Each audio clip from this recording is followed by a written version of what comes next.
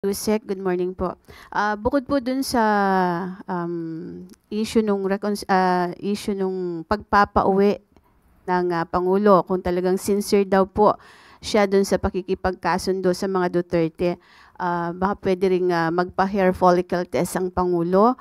May mga kondisyon po para lang maipakita daw yung sinceridad po ng ating Pangulo dun sa kanyang pakikipag-reconcile or pakikipagkasundo sa mga Duterte. Ano pong reaksyon ng Malacanang dito?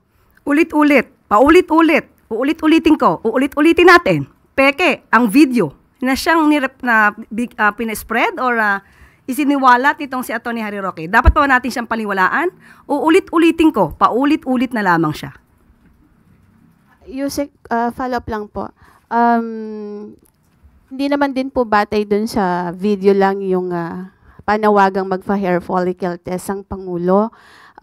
Bukod po doon, medyo... Paulit-ulit po ulit? Hair follicle test po ulit? Yun po yung ilan sa tingin nyo ba meron silang karapatang magbigay ng kondisyon kapalit nung sinasabi po ng Pangulo natin na para makipagkasundo? Ang pakikipagkasundo po ay para sa taong bayan, hindi para sa personal na interes ng iba.